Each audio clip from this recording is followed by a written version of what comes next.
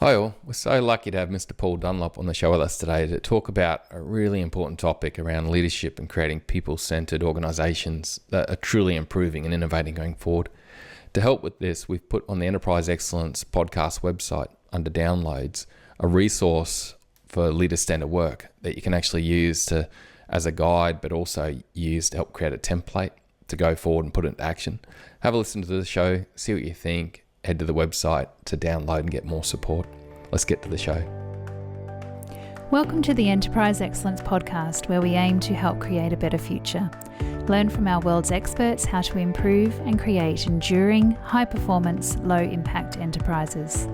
Learn how to enhance morale, customer and purpose centricity, focus, and calmness. Learn how to create and sustain a culture of excellence at all levels of your organisation. Hello and welcome. I'm your host, Brad Jevons, broadcasting from Brisbane, Australia. Today's episode is proudly sponsored by the Enterprise Excellence community and group. We invite you to join our monthly virtual community meetings, where you can learn from global experts and connect with fellow members. Past guest speakers include Jeff Leica, Jeff Sutherland, Chris Butterworth, and many more.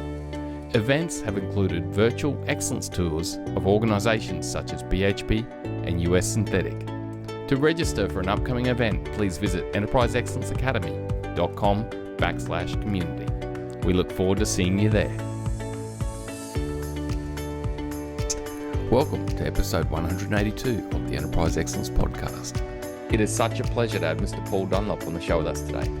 Paul's passion for operational excellence using lean tools and methodology has helped drive sustained continuous improvement and financial performance at many companies.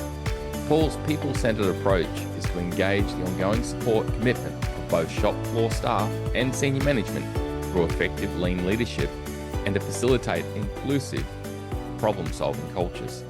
A key part of this lean leadership approach is leader-centered work, which we're going to explore today. Let's get into the episode. Paul, thank you so much for joining us today. Hey, Brad. Appreciate you having me on. Absolute pleasure. Yeah, well, Paul, I've known of your work and everything you're doing for a lot of years, and it's just so great to get you on here to have this chat. But first of all, Paul, why is leadership so important to people-centered lean and the results organizations actually achieve? I guess through the years and through my experience, Brad, it really has become everything. And I know you'll probably echo and reflect that. I think almost the very first lean book I read, which was Gemba Kaizen by Masaki Imai, it said three things. To have success in this space, you need support from upper management, support from upper management, and support from upper management. And it's just the truth. So I'd say, as you know, there's many facets to building an improvement culture, but leadership is the single most important. So it does require that support and commitment, again, particularly from senior management, but from management or leadership throughout the organization. I think when I sort of engage with leadership, and I spend probably as a consultant these days, I'd spend a good half of my time is coaching and guiding leaders and teaching leaders how to be better leaders. And it's also getting away from and sort of separating management and leadership, which are two very different things. I think one of the things I talk about is that, for leaders, their team, their function, their business is really a direct reflection of them. And they have to learn to see that through that self-awareness. They need to take ownership and responsibility. And I think that's a real critical part of change and transformation. And I think also when we're talking about a people-centered culture is that leaders have to understand that their primary responsibility above and beyond anything else is to develop people and to, I guess, create an environment where people can meaningfully engage with their work, where they have clarity, they have support, they have accountability. And it's that whole leader as servant type scenario, the Robert sort of Greenleaf model. But I think that's it. I could sort of go on. I think there's a whole podcast or multiple podcasts in this space. But for me, leadership is everything. And I think particularly in the manufacturing space, people have probably walked a similar journey to me, where you've come off the shop floor, you've had a technical proficiency, and you're promoted through the ranks for that technical proficiency, and you often rely on that. And as we know, the discipline is, it's when you come straight off that technical discipline, it's 90% of it then is people, and we don't really necessarily equip or coach or provide the necessary tools, training, and support for leaders as they come through, and then it has a fairly detrimental, or can have a detrimental effect on organisations. Yeah, Paul, I love that statement you say that it's about growing people. I think I've seen it myself. I've lived it myself, where you grow from that shop floor up and you're a technical expert, and you can easily just tell people the whole time rather than actually grow people, because you're the expert, it. It's like, just give the answers, just tell. Absolutely. And that's the safe, comfortable place. That's what people, as you say, they know. And then again, as leaders grow and work their way through the hierarchy, it starts to become a really profound problem in organizations, and that'll probably lead into our conversation around the leader standard work. But it does, there's a lot of detrimental effects when we see that. It's natural, it's normal. People, again, everyone's doing their best and putting their best foot forward for all of the right reasons, and the intentions are good, but it doesn't necessarily take us in the right direction. Yeah, I've totally have lived and seen what you're mentioning there, Paul. But what is leader standard work, and how does leader standard work help create more of a people-centered approach, which is focused on growing people's capability? Sure. So leader standard work, it's interesting because I've used leader standard work through my production life, and I knew it worked. I knew there was real benefits from doing it, but I probably didn't understand quite how important it was. And it's certainly over the last few years, I've really used that as a fundamental tool in my consulting and my engagement and coaching with leaders. Leader standard work, again, where it is used, it is often misunderstood. It is often misapplied. It's often used as a compliance-based tool. So it's sort of in the wording, it's standard work for leaders. So again, at a process level, yes, we talk about work instructions and standard procedures. So there's a prescriptive way to do the job. And this is essentially the same for leaders at all levels. Now, I guess leader standard work is many things. So I always say it's sort of like peeling the onion. We start at a very simple viewpoint, and at the end of the day, it's just a checklist. So all it is a checklist for a leader to follow every single day, and it really just breaks down the key components of their job. It's a time/self-management tool. So again, time's our biggest resource. It's the resource that we can't, just magic up more of. Once it's gone, it's gone. And as well, talk a lot about the growth and the self-discipline. So leaders must, again, really make sure that they're focusing and prioritizing their time and focusing on the right things. It's a strategic alignment tool. So it's ensuring that, the micro and the macro are linked, so that the day-to-day and the long-term. So the things that we're working on, the things that we're putting our time, our energy, our effort into day-to-day actually link with those longer-term objectives. And we've got a clear line of sight there. There's sort of a golden thread. By virtue of it is a checklist, it's starting to develop habits and routines, because you're coming in every day. It's a practice, lean is practice. So it's following these routines and habits every day. And again, just through virtue of that repetition, we're starting to focus on the right things, because ultimately we'd have to say that you don't need the checklist, you just need the right habits, and we need good habits. It standardizes roles and responsibilities, which is really important, because all too often they're not defined, it's assumed, all of those sort of things. So having leader standard work is a very clear definition and scope of the actual tin tacks of a role each and every day. And I think, as I'm sure you've seen every other day, is that there's huge organizational risk, because when someone leaves or they go on holiday, that there's a huge gap there, and literally things just don't happen because that skill resides in someone's head. Coaching and development tool. So I might talk about that, but again, I think there's just for the individual, there's daily learning and reflective practice. Again, it's PDCA involved in that. And then I think it can become then a coaching tool with our on-ups.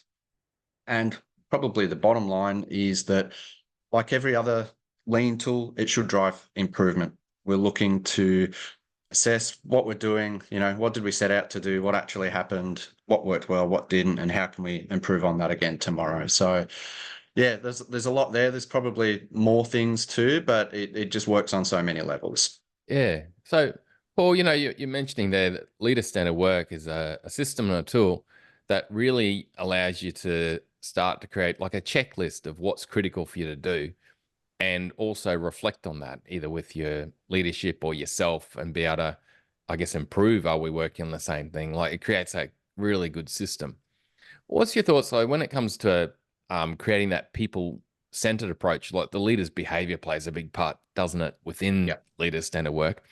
How would you go, or how would you recommend an organization goes about deploying it to make sure that we get the right behaviors in using leader standard work? Yeah, there's a few things. I think then we sort of start from a strategic point of view, looking at values and behaviors. I think we always have to have a very clear sense of identity. Again, most organizations will have something on the wall. It's a question of whether we actually reference that and we use that and we speak to that every day. Again, that's just a behavioral standard, right? So again, everything in lean is highly standardized, highly specified. So I think that's one part of it, is just being very clear around, okay, what are the expectations of performance and behavior in our organization? What is our identity? What are those words and behaviors that describe who we are? And there's some accountability around that. So I think that's definitely one part of it. There's probably a part there around the self-awareness. So I use DISC as a really good tool to help leaders understand themselves, understand their behavioral characteristics and communication styles, and by virtue that helps them understand other people. DISC is a pretty simple tool. It's been around for a long time, but I find it's really, really effective, and it allows me to have conversations and make insights that I could normally never have. So I think there's that part of it around self-awareness. I think the other part, Brad, is every other business I walk into, ask a few fundamental questions, but one for leaders is always, are you clear on your role? Have you got a good quality, up-to-date position description? Are you having regular coaching and feedback around that? And that's just such a gap, is that it's just a land of assumption there, that people just assume they know what they should be doing. And do they have maybe they have a position description, but it doesn't really reflect, what they do. There's certainly no ongoing feedback and conversation around that role. And as well, you get this assumption. So there's, the one-up manager assumes one thing and the subordinate assumes something else. And it can create quite a lot of stress for people, because they're quite uncertain, and people will say, oh, well, I'll just keep doing what I'm doing until someone tells me different. And it's not a great place to be. So there's a lot of uncertainty. There's often organizations or environments will lack clarity. So I think to answer the question is that we have to have absolute clarity on the expectations of behavior, the values in the organization, but also the roles need to be clearly defined. When I come into an organization, I'm going to look at the structure. I'm going to look at, okay, have we got the right people? Have we got the right people in the right places? Are those roles clearly defined? Do people understand, what the scope of the role is, what the deliverables are, those sorts of things? Are there feedback mechanisms in place? So I think there's kind of all of that as a fundamental. And then as we sort of start to get into it, then one of the things, because I guess I'm on this crusade against busy, because when I go into an organization and you start talking about improvement, and everyone will be like, yeah, oh no, it all sounds awesome, Paul. But then when it's time for rubber to hit the road and actually for people to do something, you immediately are going to get that pushback of, oh yeah, it's all great, but I'm too busy. I don't have time. And this is from leaders, and often senior leaders, or they can't make time, or it's not the right time. And so when you start to, and I mean, respectfully, yes, some people are legitimately overburdened. There's too much being asked, but I think for the most part, people are just busy being busy. And we have to start to see the difference between good quality, value-adding work and busy work. And unfortunately, from the moment we enter the workplace, what are we told to do? We're told to look busy, be busy. We show our value through that busy work. We're rewarded for that. So we kind of send all of the wrong messages. But the first step is really unpacking that. So looking at everything that you do, looking at all of those activities and starting to critically assess those things. And I always sort of we'll run it through a couple of filters, but probably one just going, can those tasks be eliminated? So out of all of those things that you've put on the table, could they be delegated? Could they be automated? Could we procrastinate and maybe think a bit about them? Or are there things that should be escalated above? I think once we sort of go through a bit of a first cut, then we start to look at, okay, what are the must do's? What are the should do's? What are the nice to do's? So we're starting to categorize and prioritize. And then it's literally, I guess, the next step from that is painting a picture. So you're looking at your capacity, whatever that is. It might be 40, 45 hours a week. And okay, what are those key tasks? How long do they take? When do I do them, or when should I do them? And actually starting to visualize that. And I think that's very, very powerful. And then once we do that, then it's starting to engage with that on a daily basis. And I'd really recommend that people literally print out, an A4 piece of paper with that checklist on it, and they carry that around with them each day. And it's not I guess one of the watch outs with leaders standard work is that people immediately think they have to tick off every box. They have to do the thing at the exact time that they've allocated for it. And it's not about that. It's obviously gives people a bit of a logical sequence and flow to their day, but it's also like any other standard. It's to help control and focus your process, but it's also to highlight and expose the waste. And particularly when people start with leader standard work, it's just going to show them the amount of distraction and interruptions and noise and all of the things that are literally pulling them away from the things that they think they should be focused on. And it creates a lot of tension off the back. And people will find that more than half of their time, or even a large percentage of their time, is then invested in this reactive behavior. And that's quite confronting. But that's the whole point. We're going to create that tension. We're going to see it for what it is. And then it begins a problem solving conversation.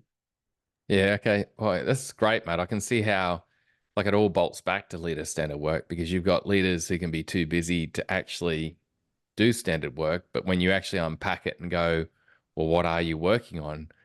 It's then going, well, what's the important stuff we're working on? Which I'm guessing links back to some of these human systems too that you're mentioning. Like, are people clear on their roles? Do I have a way that I can coach and support their growth, like one-on-ones or whatever it might leading from the front, things like that.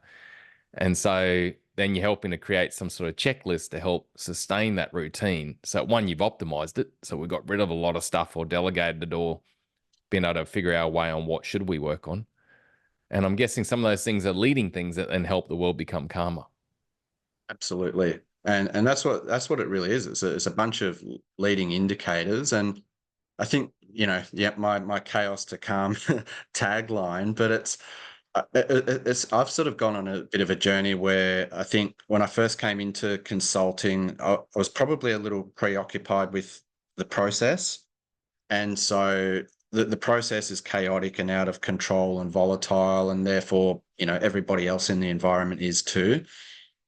And I've changed my thinking around that, where now it's more about, I actually need to focus on the leader first almost.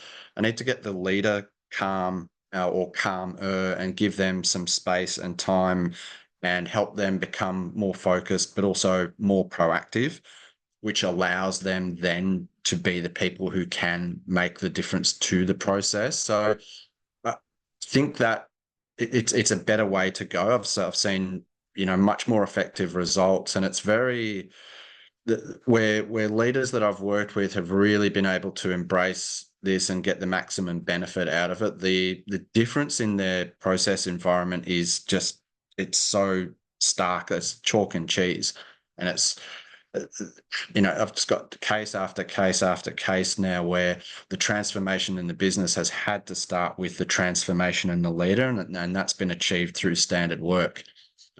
It's not an easy journey, and it takes time, because I think people believe that, oh, well, I've got this tool now and it fixes everything. And I think just lean in general, people probably have that assumption, but it is depending on where a leader is starting from, like that could take the best part of a year for them to work through that process. A lot of those things just can't be changed or transformed, instantly. But as long as leaders can go on that journey, and like I said, it's not easy. It's very uncomfortable at times. There's a lot of backward steps, but that's part of that process, and I guess the learning that comes with that. And I think where you've got leaders that then have their leaders using leader standard work, and everybody's on this journey. Again, it's like a ball sports team. Everyone's got a very clearly defined role to play, and we know what we need to do individually, but we also, we're connected, and we know how we need to play collectively. And I think where we can get that to work, then you're going to see, absolutely massive benefits from that. Yeah, it's great, Paul. I certainly believe in what you're talking about, that the shadow of the leadership and helping the leadership get the right rhythms going and the right focus, and then focus on growing people. By getting that happening, everything else starts to happen, and Yep. it's a beautiful thing where, I guess, what's the alternative, Paul? Like what's the alternative where organizations don't do this, but they sort of, in a way, we could say they do lean the wrong way? Yeah, well, it's unfortunately it's the outcomes drive the behavior, I think, or the objectives drive the behavior. So many organizations will focus on, the metric or the target, or whatever, whereas, this is really about the process of improving the process. This is about creating an environment of learning, and improvement. And again, it's a often, maybe seen as a bit of a counterintuitive way of thinking. But as I know, as you get the people in the process bit right, the outcomes will just take care of themselves. Now, yes, of course, we need targets and we need objectives. They're helping us to move along. They're aspirational in many respects too, and that's the reality of being in a commercial environment. However, for me, it's about cultivating that mindset. And, we know that, and we talk about it, but we know that people are our biggest asset. We know that we have a lot of untapped potential and capability. And, one of those early conversations I'll always have with leaders is they, again, as a consultant, they expect me to have all of the answers. And it's like, that I don't have all of the answers, and you can't expect that of me.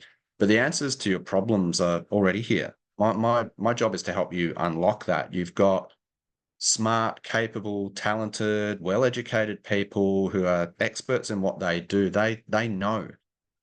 It's just that we haven't created an environment through often our leadership and our systems and processes and our structures to be able to have that conversation, to allow people to engage. But when you do that, that's when the good stuff will then start to happen. Yeah, that's great, Paul. Really appreciate the insights.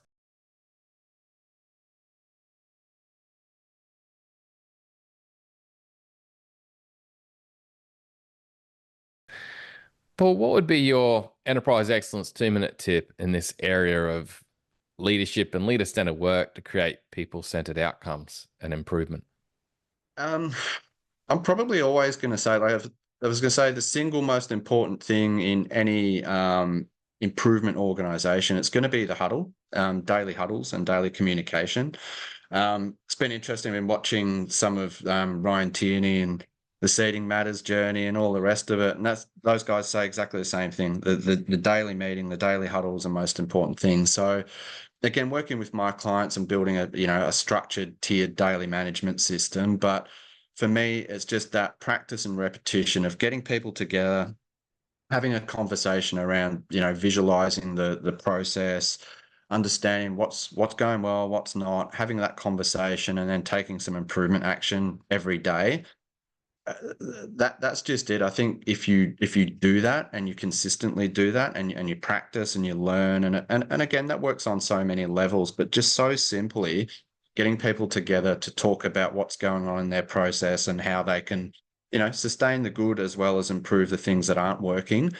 If you do that and that alone, you're going to get massive benefits. So I can't sort of underline and highlight that enough. That is one of the absolute fundamental tools, and then everything else just really hangs off of that. So it is very much a fundamental hub to that. It's where you do education. It's how you're going to build your culture. It's just all of those things just through that simple repetition.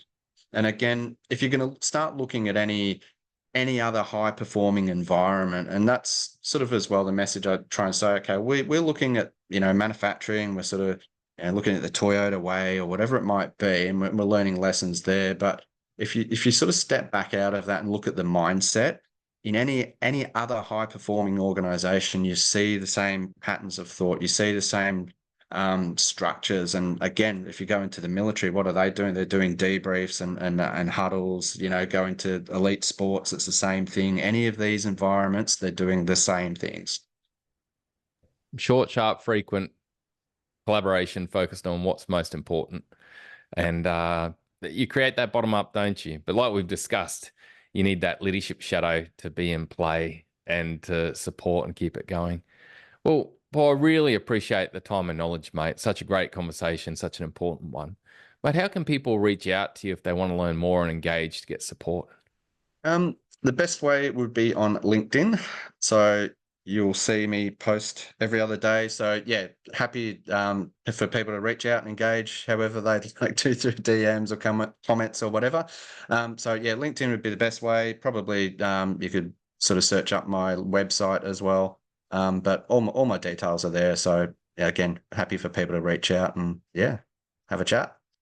Great, Paul. Well, mate, thanks for everything you have done and continue to do, mate, to help us create a better future. Mate, what a great show. Talk soon. Great. Thanks, Brad. Absolute pleasure. Cheers. Bye.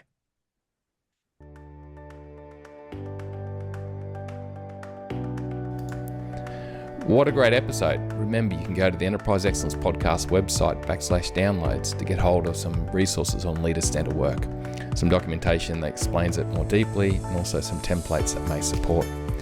There were two key takeaways for me from this episode.